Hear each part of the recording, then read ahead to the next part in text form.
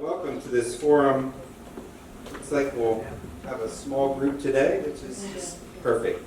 We've entitled this forum Puerto Rico Mission Trips, Looking Back and Looking Ahead.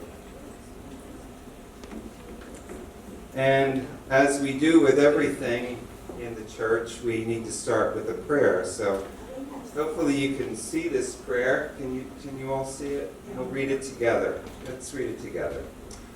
O God, you have made of one blood all the peoples of the earth, and sent your blessed Son to preach peace to those who are far off, and to those who are near. Grant that everyone who heard word may see you and find you. Bring the nations into your fold. Pour out your Spirit upon all flesh, and hasten the coming of your kingdom. Through Jesus Christ our Lord. Amen. This is the prayer we read at the beginning of all of our planning meetings. It's from our prayer book. So mission trips, let's see, first of all, who's been to past mission trips that's here? Heidi, yeah. Anybody? Any mission trip? Okay. Any mission trip? Okay. Because there's been, mission trips are kind of in our. I've heard it said in the past that different forums that mission trips are part of the DNA of St. James, and I really believe that because it seems like just about every year or every other year we have a mission trip somewhere. And Heidi, where did you go? West Virginia. West Virginia, and where did you go? Well, actually, Mississippi, Mississippi, okay, and of course Puerto Rico. Anybody else to go to any other places? I've been to Jersey Shore, Pennsylvania. We've done a mission trip up there. Jersey Shore, right? Yeah. So mission trips are kind of they're part of the DNA of this parish. And when you talk about Puerto Rico, we have to talk about a few of the statistics about Puerto Rico to kind of give you some background. Some of you have seen this before. It's an island the size of the state of Delaware and Rhode Island combined. It was a colony of Spain for 400 years, hence the Spanish language and culture that's pretty much infused there. Became a territory of the United States in 1899, and they're considered American citizens. However, they do not have the right to vote in federal elections. They elect people in their own territory, but even though they're American citizens, they cannot vote in our federal elections. There's about 3.3 million residents. They are about 44% of the island lives in poverty, and that was before Maria, so I'm not sure what it is now. I have no idea. And 29%, almost 30% of the city of Lancaster claims Puerto Rican as their heritage, their ethnic heritage. So that's pretty amazing to me. So we're really, we're neighbors helping neighbors if you think about it. And of course, Hurricane Maria was a Category 4 hurricane. The one report said it was a Category 5 hurricane. I think they only go up to 5. I'm not a hurricane specialist, but that sounds pretty bad. And it had sustained winds of 150 miles an hour. It made direct landfall in Puerto Rico and some other islands in the Caribbean, and it was the most powerful hurricane ever to hit that area. 45 to 95 billion in damage, and they claimed many lives. The one report that I read said there was about 3,000 people died either directly from the storm or immediately thereafter. So major catastrophe. It doesn't take, you can't. Major catastrophe. It's an island who speaks Spanish, who's part of the United States. And they don't, and they have a different culture. Everything is different. And so recovery has been a real challenge. And it's going to take probably, I would say, generations for the island to recover. Where we're going, again this time, is to Arecibo, which I don't have my little thing, but it's, see San Juan? It's to the left of San Juan. So it's about 50 miles, about an hour west of San Juan, Puerto Rico. And so I thought what we would do is take a look at the last two trips that we made to Puerto Rico and give you an idea of where things were then and where we're headed now. So the last time we flew into Puerto Rico, what do you see there? Blue, little blue things. And what are they, Damon? What are they? They are tarpaulins. FEMA's. Yeah. Well, you know, they are lucky in that in Puerto Rico, they don't have freezing weather. So, you know, they're not worried about people freezing to death. However, you know, it's not good to be, you know, out in the elements. So these are all FEMA blue tarps that they give to people. And there are thousands of them around. So the first time we went was in August of 2018. And it was only 10 months after the hurricane, so it was pretty quick to happen. And the way it all came together was I had a brother in my community who lives in New Orleans, or Nolans as they say, and he was totally devastated by what was happening in Puerto Rico, and he said, I have to do something. I can't just write a check, which is good. They need the money too, but he felt like he really wanted to do something. So he, on a whim, took off some work and just flew over to Puerto Rico and checked it out. And I thought, wow, that had to be a little bit of the Holy Spirit working there, don't you think?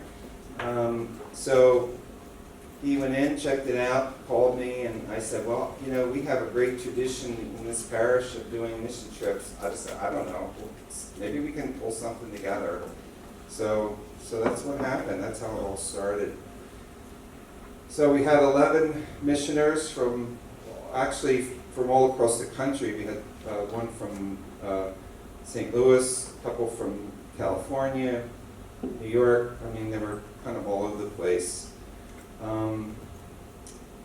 We worked with the Episcopal Diocese of Puerto Rico. There's about 52 parishes in that diocese. About the same size as our diocese, actually, but they have fewer members than we do. The entire island is a diocese. We worked with San Pablo Church. There it is. It's a beautiful place, very loving place. Just absolutely gracious people. And I think they were so excited for us to be there because they had the opportunity to serve us. It was them serving us. We were there to work and to try to help them make some people's lives better, but they were serving us, and that was just a wonderful feeling to participate in that. Here's our little group. This is the first group. There we are eating. There's Paul on the roof. We only had one job. We had one job to do because the people of the parish were actually the ones who they had a little committee in the church. You know, this is a small place, 100 members or whatever. And they all got together and they decided which job we were going to work on, and then they started getting all the stuff together to do it. So this was a big deal for them to plan this thing for us to come down. And so we worked on this lady's house. Paul is on the roof, by the way. Yeah. Yes. Yeah. That's a good point. That's a good point. That's the roof. Yeah. This is a a lot of roof work down there. So, and the job we worked at was Mrs. Santiago and her husband, Francesco, or Francisco, yes. What does Santiago mean in English? Does that mean James? Santiago? I don't know. That was my father's name. Oh, okay. So is James, and yeah. So roof repair. So a lot of roof repairing. You know, you saw the blue tarps. This lady didn't have blue tarps. She had lots of vegetation. So we repaired her roof. We painted inside.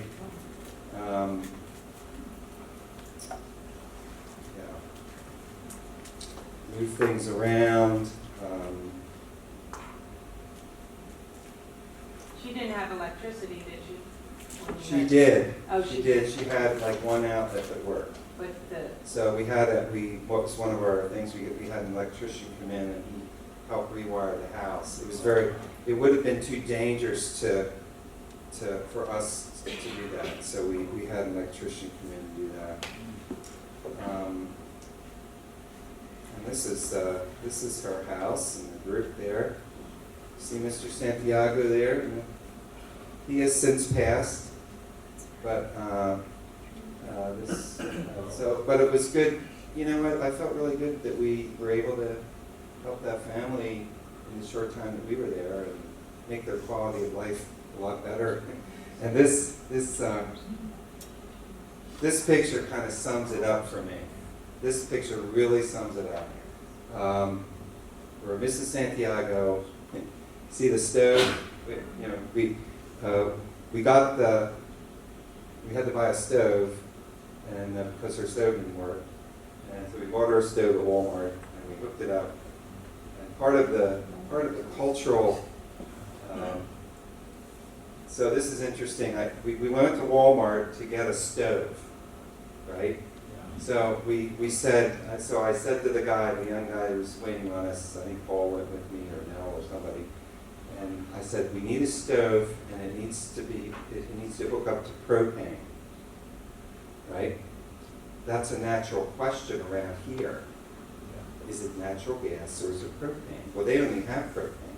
There is no natural gas down there. So he was looking at me like, what are you talking about?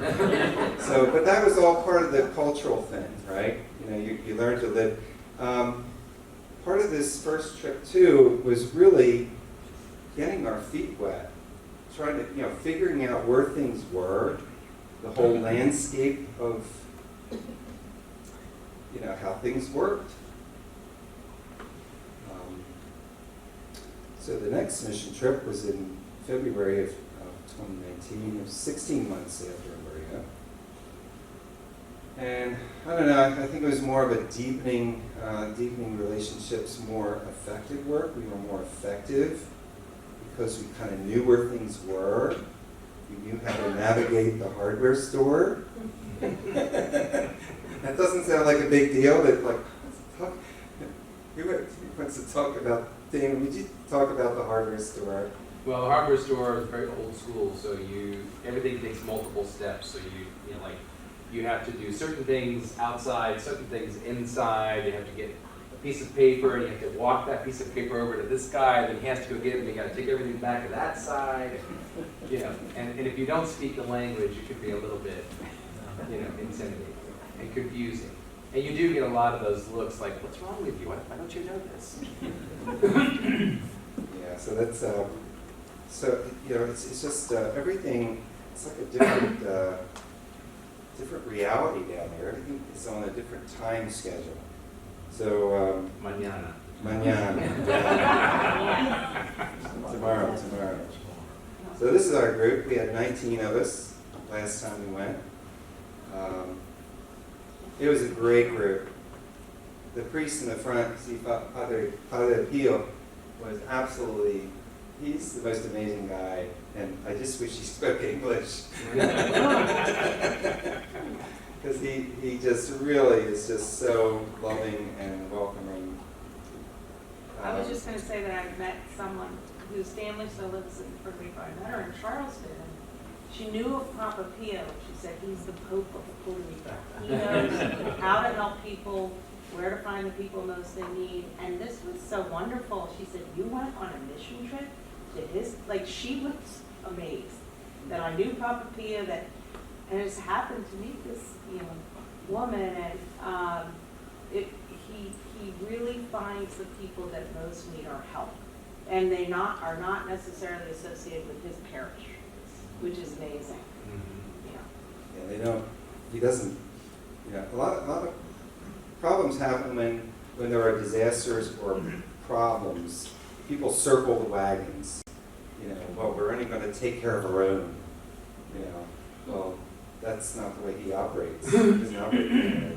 So we had 4 projects that we worked on the second time. So the first time we went, we had 1 project. Second time we went with 4.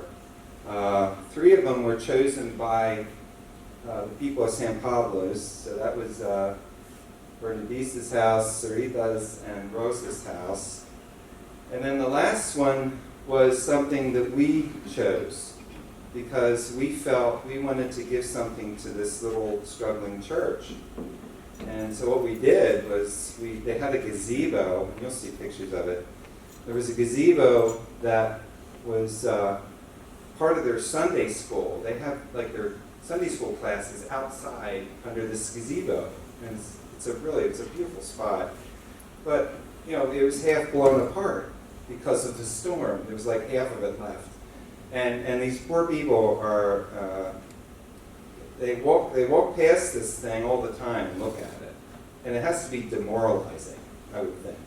Can you imagine us walking past something, this place is not like that, but if you would walk past like our gazebo or some big trees in the churchyard or the chapel, and it was damaged by a storm a year and a half ago, and nothing has been done, how demoralizing would that be to us, right? So that was something we felt that we wanted to do. So part of the money that we raised went to help purchase that. So this is working at Bernadice's place, blue tarp, and a barking dog, right? Yes. Beethoven. Yes. Beethoven. So this is doing some roof repair. This is another place, Sarita's house. Guess what we're doing? Roof repair. And it's a painting. Just a fresh coat of paint. It's just amazing. The house is in terrible condition, but you know what? When you have a fresh coat of paint, it just makes you feel better. So there's Sarita. This is up in Roses, up on the mountain top. Yeah, Rosa had no electricity. That is her porch, yes. And all of the stuff that was on her porch was from the inside of her house. It was all damaged from the rain coming through. Is she disposing of that, or how do they get rid of it? Yeah, we got a dumpster. Because our former group fixed the roof over her main house, Yes. but all the stuff was still in there. So that was the very first thing, was getting all that smelly, moldy stuff out, so we could start working inside. So we did that, and she was living with her, what was it, her brother? Brother. At the bottom of the mountain, because she had, So there we are, we cleaned off the porch, we're putting some new roofing on and getting that fixed up. And she never had any electricity even before the storm, is that right? She Oh, did. yes. She had. Yeah, we used the generator. She had a generator up there, but it was stolen. And then, which I can't figure out, because it's on the top of a mountain. Yeah. I don't know if we're going to steal a generator, but I guess they're a hot item down there. What you can't tell from this photo is that where they're sitting and working and standing is at the edge of the porch roof. And just over the edge is an enormous ravine that goes down probably 200 feet or something. They had slid. It's probably the two small ladies are up there, not the big tall guys. Because the bigger they are, the harder they fall, right? So this is our group. This fellow right here, his name is Jesus. And I don't know, some of you may have heard this story last year. I think it was Damon called me, because he was like, No, I texted you. oh, yeah. So he sent me a text, and Jesus was kind of the runner. He was like running all over the place doing stuff. And he knew everybody and knew where everything was. And so he sent me a text. He said, have you seen Jesus today? All right, I forgot the accent. I forgot the accent. Shamefully, I have not. So there's the gazebo, and it's a great little spot. What was the guy's name that helped us? Andy. Andy. Yeah, good old Andy. Where did you get all the new wood? Hardware store. Yeah, we purchased this wood. This was out of our funds. We purchased the wood for this. Out of This the was fundraiser. our project. Right. And because the people at San Pablo's, they would not have considered this. You know, that's just the way they are. They wouldn't have considered us working on something at the church. They wanted us to do other stuff outside. So this was our gift to them. All the funds, That's right. all the funds for the other projects came from Episcopal Relief, but the funds for this came from our own fundraising here locally. And this gazebo is used as the outdoor gathering meeting place of the community, and also for catechism classes, and so the children and the adolescents, there's a basketball court next to it, and this is their main gathering area too. There it is. You can see it's getting painted and fixed up. I just love this picture. Look at that. Isn't that amazing? That's a lot of angles, a lot of geometry going on there.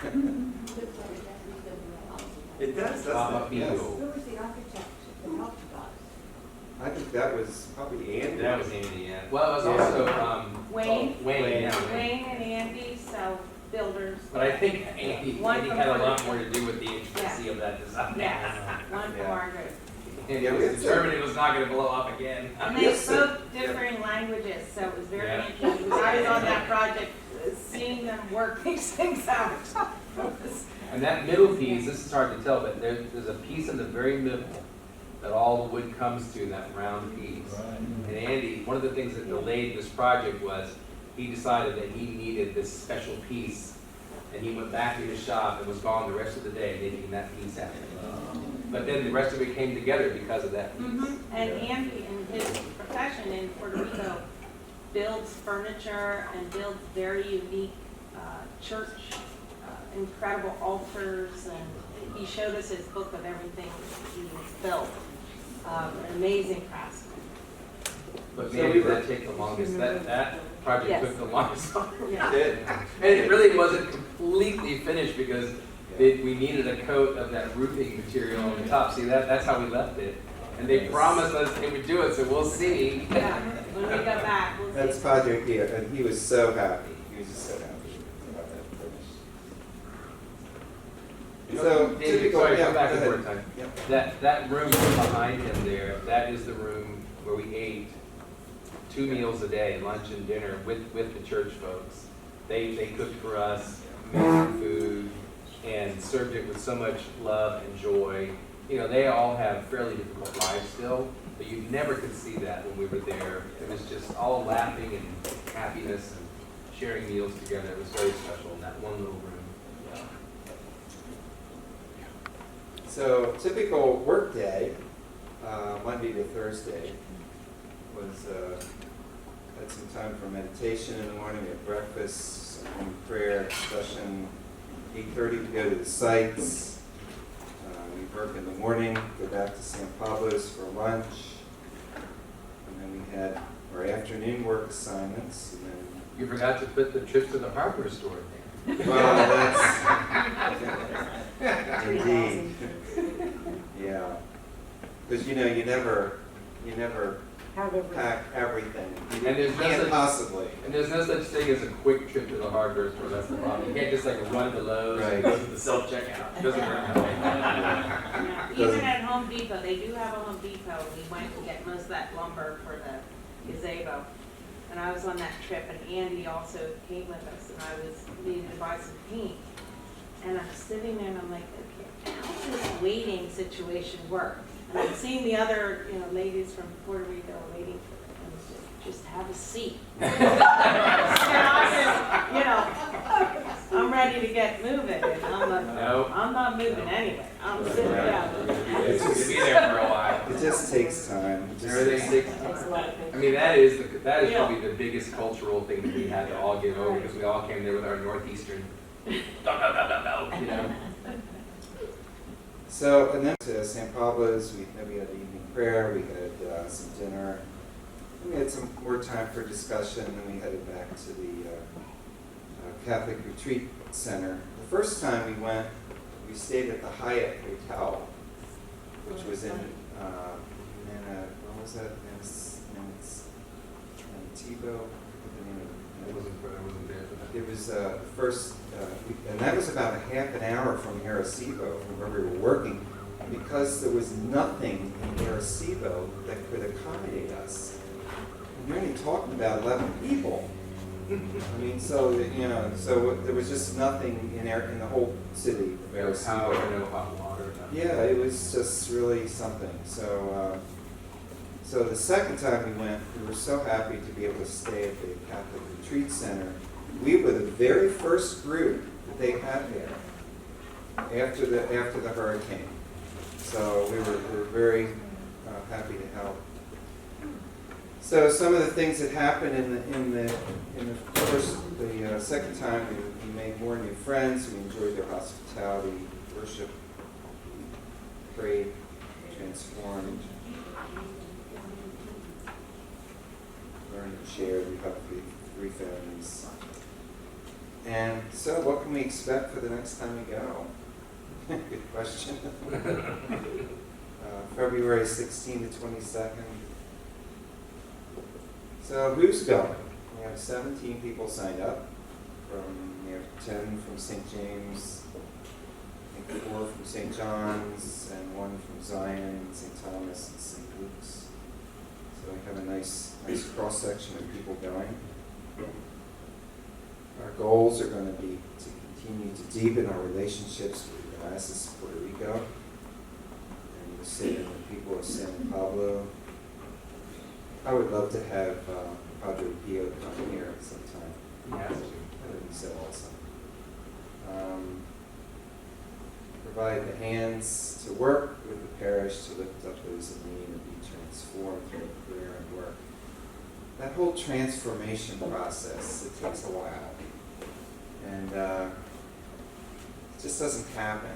Those of you know who do any kind of meditation or daily prayer or it's really changes your life. It takes a while. So we're going back to San Pablo's again. And there's the ladies. Wonderful hospitality. Oh, there's people are. That's a great picture. Eating our healthy food. Eating the empanadas. Now back to the It book. was Carb City, that's for Yeah, sure. we had a lot of carbs. We needed it for the energy. So This was amazing. I love this. This is a great picture. The one of Debbie over there. We had Eucharist, and they I don't know where if you bought the bread or He had that bread purchased and brought specially from a bakery on the other side of the island, because it's a special bakery that makes this big communion loaf. yeah. But look at the size of that It thing. was so big. It could feed an army. It could feed 7,000 or 6,000. But Debbie said that point where, when the priest breaks the bread,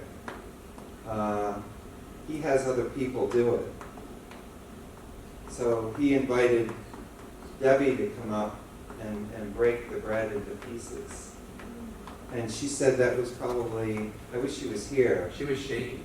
Yeah, she was She was so, so moved by it. yeah, it was pretty intense. Either that or she was afraid of the saw blade on the table, I'm not sure.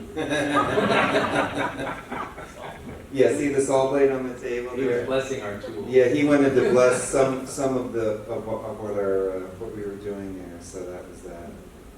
But that was Charles, we talked about transformation. That was a big one. This is at the Catholic Retreat Center. We ate there. They did have some air conditioning.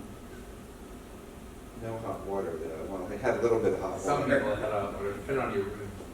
So yeah, do you, this is at one of our prayer meetings. I think it's for evening prayer at the end there. Do any of you want to say anything about maybe how you were transformed, or how do you think, how did it change your outlook on things, or did it? Well, one thing I'd like to mention in terms of Puerto Rico in particular,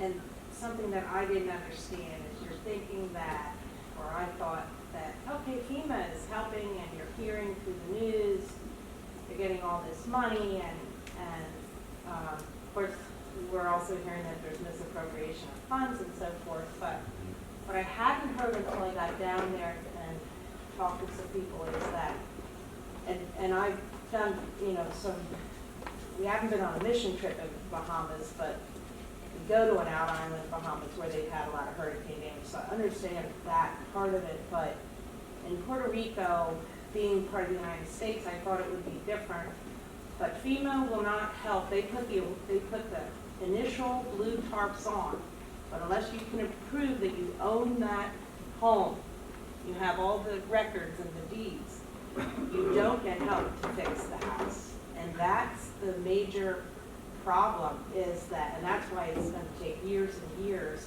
because it's usually handed down from Uncle Louis and this and that, and they don't have those records. And so a lot of that money is not going to these people.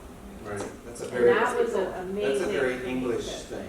hear The that. lion's share of the money goes for the large infrastructure projects, so like Yeah. getting the electric grid back on, but there's huge consulting firms doing that work, so it's just, a lot of money goes to those big companies. And then if you can prove that you own the house, yeah, you get money to fix your house, but as we've seen, so many people can't prove that, they just don't have the right paperwork, so. Or they're relying- records have been lost. Right? Yes. Just things. Can you Yeah. imagine you saw Rosa's Mhm. house, all her Right. stuff was on the front porch. Right. And Rosa was, the other thing I'd like to mention is that,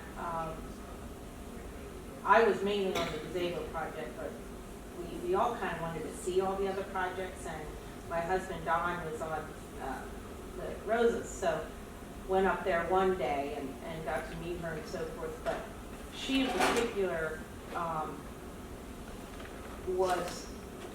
we were all transformed by the whole journey of the mission trip and meeting the people and so forth, but she also was transformed in terms of, before we came, she said, and Damon speaks Spanish, so she could, and also Elizabeth, who was on her job, spoke some Spanish, so could really talk to her, and she said she just didn't have hope, that we gave her hope. And so that was a very transformational thing for me too, to meet the people and realize,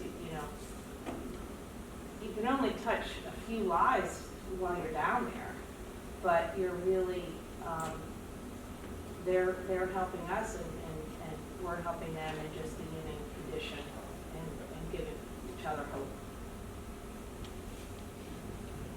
So many thanks to those who supported our mission trips by your prayers and your donations. And I just happen to have an Iron Hill pen in my pocket.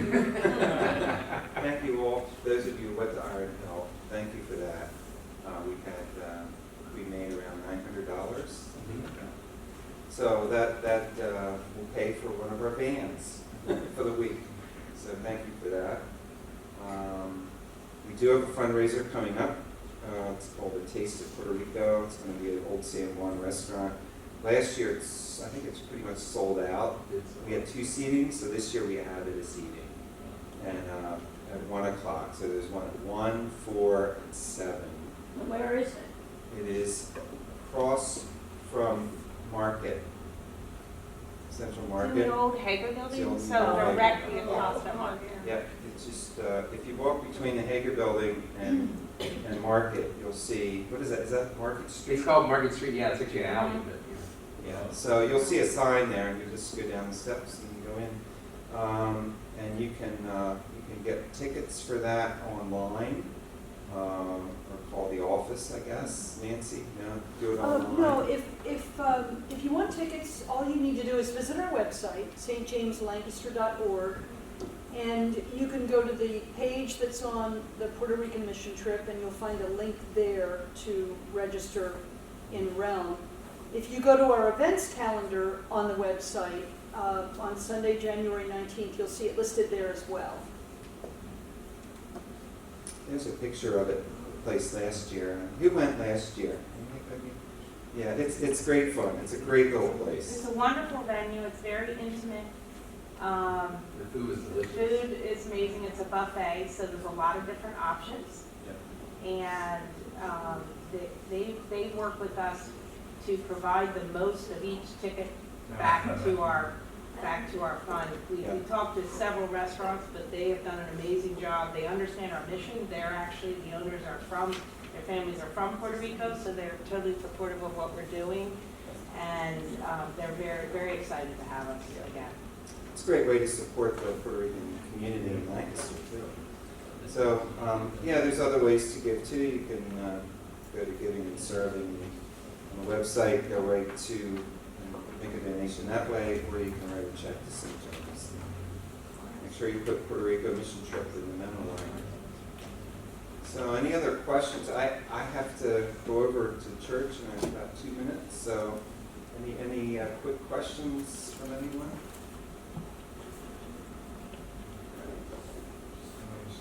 Well, thank you very much for coming and listening to this presentation. I know it's right after Christmas, and so why don't we all stand as you're able, and let's read this Franciscan blessing together.